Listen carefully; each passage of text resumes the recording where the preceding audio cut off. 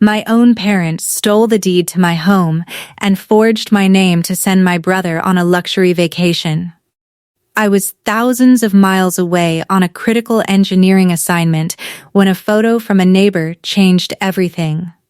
A bold red sticker declaring sold was plastered across a sign that had been hammered into the grass of my front lawn.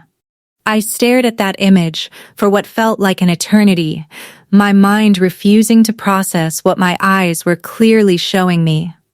I'm Kaelen Vance, and this is the story of how a quiet person armed with a folder of documents dismantled a conspiracy within my own bloodline. Welcome to Winds of Thought, where we explore the quiet moments of profound betrayal and the even quieter, more powerful acts of justice that follow. If you have ever been the responsible one, the person everyone assumes will simply absorb whatever life throws at them, then this story will resonate deeply with you. People often mistake my composure for indifference. It's a common misconception among engineers. We aren't cold. We simply understand that structure, whether steel or a promise, is only as strong as its foundation. I spent my life building that foundation, one verified fact at a time, never asking for a shortcut, never accepting a handout I didn't earn. I believed that if I worked hard enough, if I was reliable enough, I would eventually be seen as someone worthy of respect and trust. The one place I allowed myself to be vulnerable was a modest, single-story home on a quiet lane. It had white siding and a distinctive blue door, a beacon of stability in a chaotic life. It was my sanctuary, left to me by my grandfather, a man who believed in building things that would outlast him. He was a master craftsman, and he poured his soul into that house over 5 decades. Every nail, every beam, every carefully sanded surface held his dedication. He passed his knowledge to me. I learned to read the precision of a spirit level before I could properly tell time. On the day I graduated with my engineering degree, he gave me his most prized possession, the heavy brass key to the front door. "A house," he said, his voice like gravel and oak, "is just a promise you make to yourself." I attached that key to my keyring and it has remained there, a constant weight, for 11 years. That key represented everything I had worked for, everything I had earned through sheer determination. It wasn't a grand house, just 2 bedrooms, a deep wraparound porch, and a kitchen that perpetually smelled of sawdust and fresh coffee, a scent that felt like home. But it was mine. It was the one thing my mother and brother couldn't claim, the one asset not assigned to me out of familial obligation. It was a gift of choice and love, something my grandfather had specifically chosen to give me because he saw something in me that he valued. My mother, she got the fine china. My brother Trent, he got all the attention. And I got the house. For a brief while, I naively believed this was my family finally getting something right. I thought perhaps the scales had balanced, that I was finally being acknowledged for my quiet consistency. I was wrong. That week, as I prepared for my international assignment, the key in my pocket felt heavier than usual, a strange portent I dismissed as pre-travel anxiety. It wasn't the cold. It was a presentiment I wouldn't understand until much later, when a stranger in a county records office handed me a piece of paper bearing a signature that looked like mine but was a total fraud. Looking back, I should have trusted that instinct, that small voice telling me something was terribly wrong. My grandfather, Arthur "Artie" Vance, had passed away 14 months prior. Peacefully in his sleep, the funeral was a subdued affair. My mother, Diane, performed grief the loudest, a performance designed to center her in the narrative, but she was the first to leave, citing exhaustion. A week later, a family attorney named Mr. Sterling called me into his wood-paneled office and slid a manila folder across his imposing mahogany desk. I was 32, mid-career, running on grief and caffeine, entirely overwhelmed. He used words that blurred together: irrevocable trust, successor, trustee, beneficiary. I signed where he told me to sign, trusting him implicitly. I remember thinking the house was legally mine now, and for me, that was the only detail that mattered. I didn't read the fine print. I didn't ask the hard questions. I simply trusted that everything would work out the way it was supposed to. "Read this when you have the mental space," Sterling advised, tapping the folder. I didn't. I stuffed it in a filing drawer and returned to work. Work was my constant. It never asked about my emotional state. That was my critical error, and I fully accept the blame for it. I was the responsible one, the one who handled everything, a role I had accepted without question. I had convinced myself that being strong meant never needing help, never asking for clarification, never showing weakness. So, when my mother offered to keep a spare key just in case, I gave it to her. When my father said he'd keep an eye on the property while I was overseas, I thanked him profusely. Unwittingly, I had handed the people who most resented my success a head start. I had been so busy proving I could carry the world alone that I failed to consider the simple fact that they were measuring the house, room by meticulous room, for someone else. They were planning, calculating, and I was completely blind to it. The first thing my grandfather built for that house was the porch swing. He hand-carved it from oak, painstakingly burning his initials, AV. 71. Into the armrest. It was the final project he ever used. I used to sit on his lap there as a child while he patiently explained the physics of load-bearing beams, a lesson in both engineering and life. He taught me that every structure has a breaking point, and that understanding where that point lies is the key to preventing disaster. One evening, during his final summer, he was slower, frailer, but he still managed to reach the swing.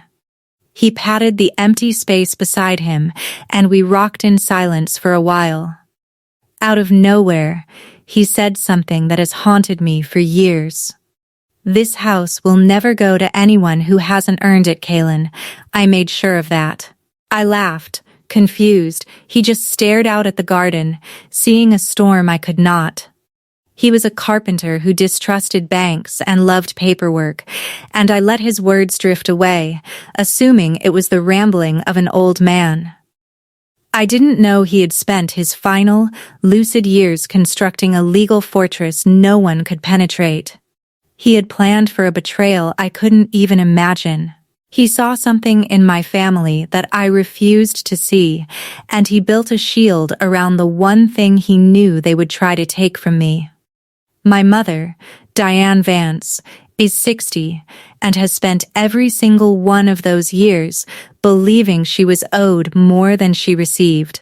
She was the daughter, the blood heir, and she couldn't accept that her father left the house to his granddaughter, the one who helped him fix his gutters. At the funeral, she openly decried this, her voice dripping with resentment. She felt that the house should have been hers by right, that I had somehow stolen it from her. My brother Trent is 29 and has never faced a single consequence in his life. He has a history of failed jobs, charming personalities, and a credit line my parents replenish without question.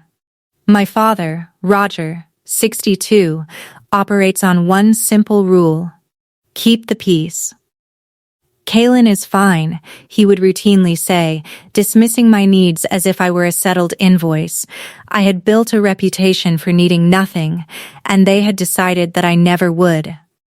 They looked at my quiet life and saw not a person, but a resource that hadn't been tapped yet. I should have heard the warning in their eyes, the way they appraised my quiet life and saw not a person, but a resource. I was too preoccupied being the daughter who never caused problems to notice the one who was about to create a monumental one. I was so focused on being easy to love that I forgot to be careful about who I trusted. The assignment came in March, a massive bridge retrofit in Scotland. 11 weeks on site, a career-defining project. My firm needed someone reliable, and I said yes before my boss could finish the sentence. Leaving was easy. It was just another stressor I knew how to manage. I had become an expert at leaving, at packing up and moving on, at pretending that distance made everything easier. The week before I flew out, I did what I always did. I organized everything, set up autopay, wrote a detailed list of instructions for the house, and left it on the counter. I provided my father with the alarm code to check on the plumbing and gave my mother the spare key. I hugged her at the door, and for a blissful, foolish moment, I felt like I had the kind of family that showed up. I locked the green door, tested the knob twice, and flew across an ocean, proud of myself for being so easy to love. They didn't need the instructions for the water main, they needed the deed, and they knew exactly where it was. They had been planning this for longer than I could imagine, waiting for the perfect opportunity to strike when I was far away and unable to defend what was mine. The first red flag came 3 days before my departure, but I dismissed it. My mother casually asked where Arthur's house papers were. I told her Sterling had the originals. She nodded, feigning disinterest. Then Trent, who never calls, phoned to discuss family finances. In our family, that phrase only ever meant one thing. Someone wanted money. I told him I was busy and we'd talk when I got back. He fell silent, a silence that should have screamed at me. I should have recognized that silence for what it was, the quiet before the storm. The week I landed in Scotland, his social media feed blew up with photos of a stunning resort in the Maldives, overwater bungalows, private chefs, and a price tag I could instantly calculate. "Big things coming," the caption read. This was from a brother who hadn't worked in months. I frowned, but a colleague needed my attention, and the question slipped away. I told myself I was being paranoid, that there was a reasonable explanation I simply couldn't see. Then, a text from an unknown number, forwarded by my mother without comment, arrived, a realtor asking if I had reconsidered listing the Mill Lane property. I texted back a single word: no. My mother replied with a thumbs up and a heart emoji. I thought the matter was closed. The heart wasn't agreement, it was a farewell. It was her way of saying goodbye to something she had already taken from me. Scotland consumed me. I was happy in my own narrow way, useful, exhausted, and far from anyone who wanted something from me. I called home on Sundays, but the calls grew shorter. My mother was busy with church, my father was around, and Trent was never available. I chalked it up to the time difference, accepting silence as peace. One night, jet-lagged, I turned the brass key over in my hand. The metal was warm and smooth. I thought about the railing, how I would restain it when I returned. It was such a small, simple plan, a promise I had made to myself about the future. I had no way of knowing that while I slept, my family was at a kitchen table with a stranger, a stack of forms, and a pen, finalizing a sale that would erase my home from my future. They were signing away my legacy while I dreamed of returning to it. Week 6. A call finally shook me. I phoned on a Tuesday, a break in my schedule. My mother answered, breathless. "Now's not a good time, honey," she said, voices in the background. "Just some people about the yard." It was the same phrase, handling it. In my family, handling it was code for a decision I was not invited to. I asked her flat out if everything was okay with the house. There was a pause so long I could hear the ocean in the background. "Everything's wonderful," she said, her voice unnaturally bright. "You focus on your bridge." She hung up before I could answer. I stood on the hotel balcony, the phone warm against my ear, feeling an old, familiar itch. The one that says a calculation is wrong, and you'd better find the error before the whole structure collapses. It was the same feeling I got on a job site when something didn't add up, and I knew I had to investigate before disaster struck. 2 days later, my neighbor, a retired schoolteacher named Clara, sent a single photo with 3 words that turned my blood to ice. The photo was of my front yard. The 3 words were, "Is this true?" The photo showed my house. White clapboard, blue door, my grandfather's swing visible in the background. And, planted in the earth where RT used to grow his tomatoes, was a gleaming real estate sign with a bright red sticker plastered across it. Sold. Not for sale. Sold, the transaction was already complete. The sign wasn't an advertisement, it was an announcement. My home, my sanctuary, my inheritance was gone. I typed back with numb fingers, "I'm in Scotland. I didn't list it." Her reply came instantly. "The moving van was here Saturday. Your mother was directing it." A moving van, my furniture, my grandfather's tools, his handmade cabinets, all of it loaded into a truck, while my mother directed the theft. I didn't scream. I went very still, a serenity that only falls when you realize a load-bearing wall has collapsed. There was no fixing this. There was only finding out how it happened and who was responsible. I opened my laptop. A house cannot be sold by people who don't own it. That was a fundamental law. So either I didn't own it, or someone had lied. I called my mother before the county office, a last childish hope for an explanation. She answered on the second ring. "Kaelen, how is Glasgow?" she chirped, as if the world were still turning. "Mom," I said, my voice eerily calm, "why is there a sold sign on Mill Lane?" The silence was palpable. Then she laughed, a brittle tinny sound. "Oh, that we were going to tell you. It all happened so fast. The market was perfect. Your brother needed this. You were never even here. It was just sitting empty. It should have come to me anyway, Kaelen. I'm just taking back what was mine." I didn't argue. Arguing with my mother has never moved a single piece of ground. "Okay, Mom, enjoy the trip." I hung up and opened the county recorder's website.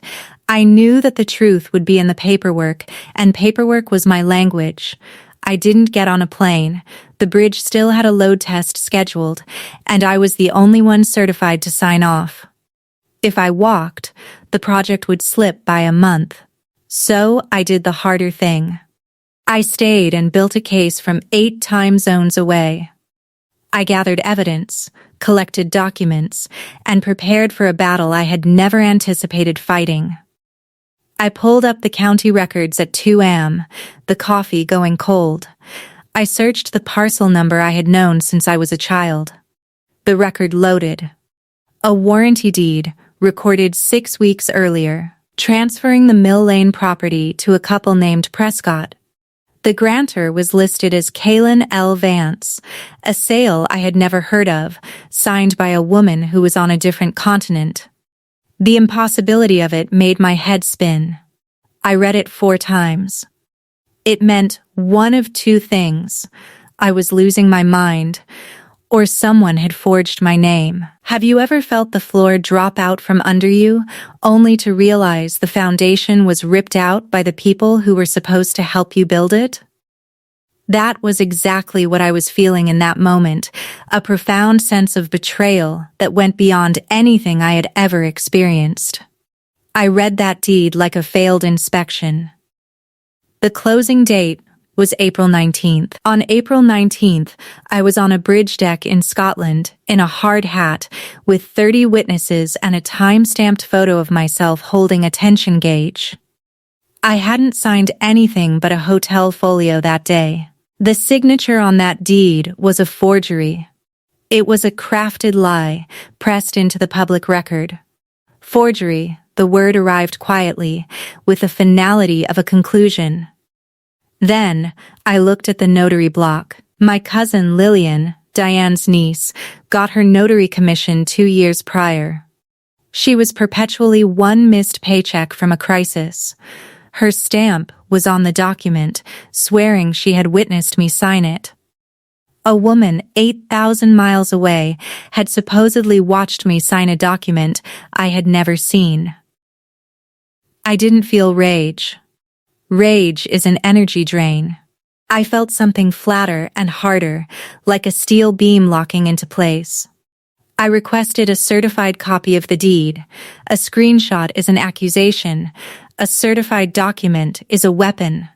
And I was done bringing a voice to a fight my family had already turned into a paper war. I was going to fight them with their own tools. The certified copy arrived 9 days later. I laid it on the desk under the lamp. There it was, Kaelen Vance in someone's careful, clumsy forgery of my hand. It was close, but the K was wrong. I know my own signature. This was a stranger wearing it. Beneath it, Lillian's notary stamp. I opened my passport. Scotland, March 11th. No exit until June. My badge log. April 19th. First scan 6:47 am. Last scan 7:12 p.m. Scotland. 3 pieces of paper telling one clear story. I couldn't have signed it. And Lillian was lying. I photographed them all together and sent them to my lawyer. The evidence was irrefutable, and I knew that once the legal system saw what I had, there would be no escaping the consequences. The first thing I did the next morning was call Mr. Sterling. "Kaelen," he said, "your grandfather talked about you constantly." I told him everything. The forged deed, my passport, Lillian's stamp. He was quiet for a moment. When he spoke, his voice was sharp. "Kaelen, do you remember what you signed in my office after the funeral?" I admitted I hadn't read it. I was a wreck. He didn't scold me. "Your grandfather didn't just leave you that house in his will. He placed it in an irrevocable trust 3 years before he died. The house belongs to the trust. You are the beneficiary, and you are the successor trustee." "What does that mean for the sale?" I asked. "It means," Sterling said slowly, "that your parents sold something they never owned. The house was never theirs. It belonged to the trust. Whatever they signed as people with no authority over that property at all." The words hit me like a wave of relief. My grandfather had protected me even in death. I thought of RT on the porch swing. I made sure. He had known. He had built a fence no one could climb. And he had waited patiently to be proven right. He had seen the greed in his daughter's eyes and constructed an impenetrable barrier around the one thing he knew she would try to steal. "There's more," Sterling said. "He had a protective clause. He was an engineer too, in his own way. He built a fail-safe." Sterling explained the law. A deed with a forged signature is void. It conveys nothing, even to an innocent buyer. The Prescotts thought they owned my house. Legally, they likely never did. A forger cannot pass title because my family had no title to pass. The entire transaction was invalid from the start. The remedy was a sequence. First, file a notice to flag the disputed title.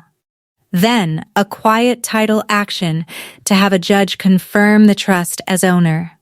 Then, a claim to recover the sale money. Then, the protective clause. Any beneficiary who tried to take trust property by fraud would forfeit every cent of their own inheritance. My mother and brother had triggered the very clause designed to stop them. They had effectively disinherited themselves through their own greed. I listened to it all without saying a word. I don't want to fight them, I said. I want to file. The legal process would be my weapon, and I would let the document speak for me. I landed 11 days later. I drove straight to Mill Lane. The sign was still there. Sold. A dumpster sat in the driveway. Through the front window, I could see the kitchen had been gutted. Walter's cabinets, the ones he built by hand, were gone. The only thing that remained was the porch swing, swaying in the wind. A.V. 71. It was like a ghost, a reminder of everything that had been taken from me.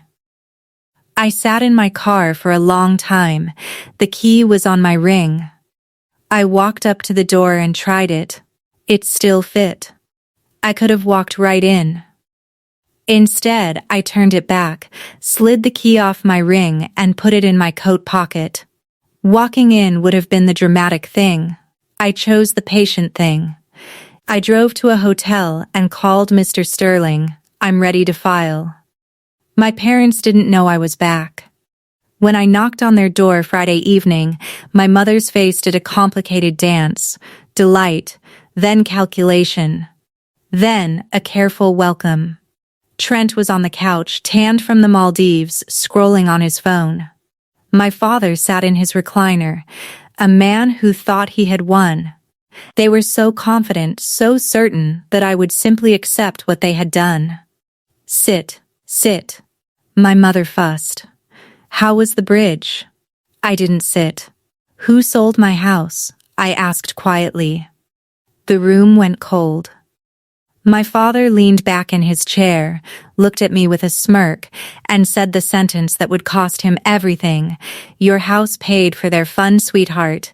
He said it like a man tipping a waiter. My mother glanced away. Trent snorted from the couch. I smiled. A real one, small and certain. I didn't say what I knew. Not yet. I let him smirk at a fire he couldn't see. Is that right? I said mildly, and I drove away while they were still congratulating themselves. They had no idea what was coming for them. Before I filed anything, I knocked on the door of my own former home.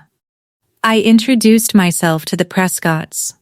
I watched the wife's face go from polite to pale as I explained, gently, that the deed was forged, that they had been swindled.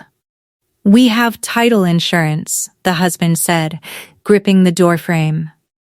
Good, I told him. You'll need it. It will protect you. This is not your fault. I left them my lawyer's number. They were innocent victims in this scheme, and I wanted to make sure they didn't suffer for my family's crimes.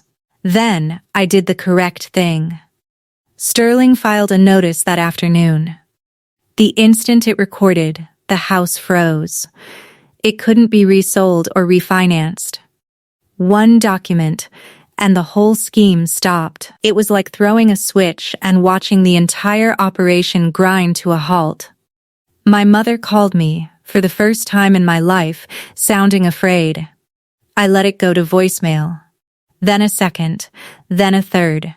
Each one climbing from confusion to anger to that wet, performed grief I knew so well. I saved them all. Meanwhile, the case built itself.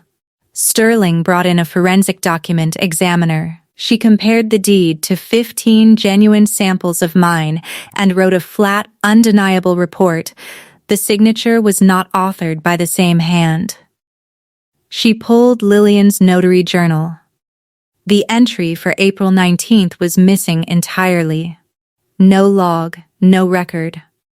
The lie had needed a second lie, a forged power of attorney, to stand up. Both were now lying on Sterling's desk. The conspiracy was unraveling, and there was nothing my family could do to stop it. Why do some people think that a quiet person is an easy target? Perhaps because we don't make noise. We don't threaten. We simply observe, gather evidence, and wait for the right moment to act. Our silence is not weakness, it's strategy. My mother's strategy, when fear set in, was the only one she had: make me the villain until I folded. The texts came in waves. I was tearing the family apart. Trent called once, to panic. "You're going to put our parents in jail over a house," he hissed. My father left a single, threatening message: "Do this, and you are not my daughter anymore." I sat with that one for a while. He was threatening to cut me off from a family that had already sold my home to strangers. There was nothing left to cut. "Come to the family meeting," my mother finally texted. "Sunday, we'll talk like adults." They thought they were setting a trap. I let them set the table for mine. They were so used to manipulating me that they couldn't imagine I had already seen through their plans. Before Sunday, two things landed. First, Sterling confirmed the protective clause. By orchestrating the fraud, my mother and Trent had triggered the forfeiture provision. The cash they were set to inherit would pass instead to a charitable purpose Artie had named years ago. Second, the county's real estate fraud unit took the case. A detective called me personally. "This is as clean a forgery case as we've seen," she said. "We are moving forward." Sunday came. My father was at the grill. My mother had set out lemonade. Extended family was there. Lillian was in the corner, looking like she hadn't slept. And there, at the edge of the patio, hung Artie's swing, swaying empty. I had asked the Prescotts to come at 3. They arrived quietly and stood near the gate. My mother opened the proceedings, her voice trembling on cue. "We are family," she said. "Kaelen has gotten lawyers involved over a misunderstanding." My father set down his spatula. "The house paid for the trip," he announced to the crowd, smiling. "Kaelen is fine. We needed it." Trent nodded. I let it all land. Then I opened the folder. The yard went quiet. I laid the documents out one at a time. "This is the deed," I said. "This is my alleged signature. This is a forensic report proving it was written by someone else." I laid down the next sheet. "This is Lillian's notary stamp. This is my passport. This is my badge log from the site in Scotland." I looked at Lillian. "There is no entry in your notary journal for that day, Lillian. The law says there has to be." "There isn't." My father's smirk had curdled. "So, we have 2 forged documents. A false notarization, and the sale of a house none of you ever owned," I said, my voice calm as still water. "It was never yours. It was in Artie's trust. I am the trustee." My mother's composure shattered. "How can you sit there?" she shouted, half rising. "We are your family. How are you so calm?" I gave her the only answer I had: "Because the house you sold was never yours to sell." I told them the rest. The deed was void. The Prescotts would be made whole. The house would be returned to the trust. And the forfeiture clause meant they had disinherited themselves. The backyard came apart. My mother's performance began. My father was shouting. Trent was panicking. I spent it. He kept saying, "We can't." Lillian cracked. She grabbed my arm. "I just needed the money, Kaelen. Diane said it was fine." "I have 2 kids. I know," I said quietly. "I'm sorry it was you they used." I gathered my documents, walked to the Prescotts, and told them to call Sterling Monday. Then, I crossed the lawn to the sold sign, wrapped my hands around the post, and pulled it out of the ground in one clean motion. I laid it flat in the dumpster on top of my grandfather's broken cabinets. From the patio, the swing creaked. I took the brass key out of my pocket and closed my fist around it. "I'll see you in court if you like," I said. "Otherwise, I'll see myself home." I walked out the gate and didn't look back. The legal part took 2 years. The quiet title action confirmed the trust as owner. The Prescotts were made whole. A constructive trust recovered the money. The forfeiture clause held. My parents pleaded guilty to felony forgery, receiving probation, restitution, and a criminal record. Lillian lost her notary commission. I asked the detective to note her cooperation. I never spoke to my father again. My mother sent a 4-page letter that apologized for nothing and asked for help on the last page. I didn't answer it. I moved back into Mill Lane that fall. I rebuilt the kitchen myself using Artie's tools. I sanded the swing down to clean oak. A.V. 71 stays. The brass key hangs by the door. The money my mother and brother forfeited became the Arthur Vance Memorial Scholarship for kids going into trades and engineering. The first recipient started this year, and I signed each award with the same brass key I had carried for over a decade. They thought a quiet woman was a safe one to rob. They were exactly half right. I was quiet, but I was never once safe to rob. My grandfather had built a fortress around my future, and I had the patience and determination to let it do its work. If this story reminded you to read the documents with your name on them, do it this week. And if you know someone who is always the dependable one, send this their way. They might need to hear that being quiet doesn't mean being weak. If you enjoyed this story, please like and subscribe to Winds of Thought for more narratives that explore the quiet power of resilience. That is my story. One forged signature, one grandfather who saw it coming, and one folder that said everything I never had to shout.